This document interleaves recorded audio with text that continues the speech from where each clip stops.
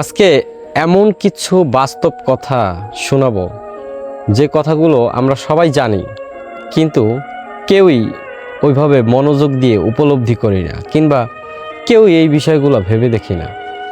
হ্যাঁ, কথাগুলো আমি বলবো না, কথাগুলো বলবে আমার একটা প্রিয় দাদা। চলুন তাহলে কথাগুলো শুনে নেওয়া যাক।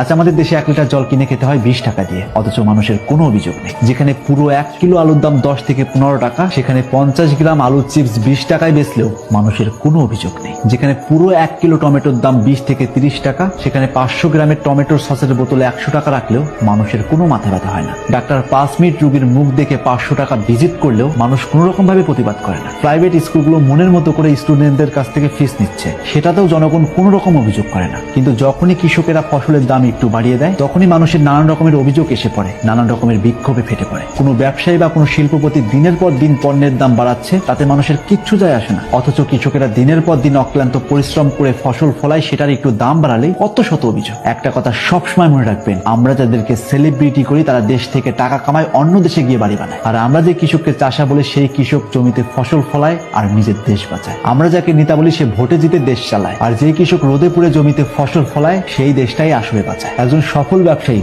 যেই ব্যবসায়ী জিনিসপত্রের দাম বাড়ায়, অন্যদিকে ফসলের প্রকৃতির দাম পায় না, যে কৃষক দিনরাত জমিতে ঘাম ঝরায়। একটা কথা সবসময় মনে রাখবেন, একটা দেশের মূল চাবিকাঠি একজন কৃষকই হয়, কোনো সেলিব্রিটি না। যেই দেশে কৃষি ব্যবস্থা যত উন্নত, সেই দেশ তত উন্নত। তাই প্রত্যেকজন কৃষককে যোগ্য মূল্য দিন, তাদেরকে সম্মান করুন। তাই আজ থেকে চোখ খুলুন, আর আপনি যদি সত্যিই মন থেকে একজন কৃষক প্রেমী হয়ে থাকেন, তাহলে ভিডিওটি লাইক, শেয়ার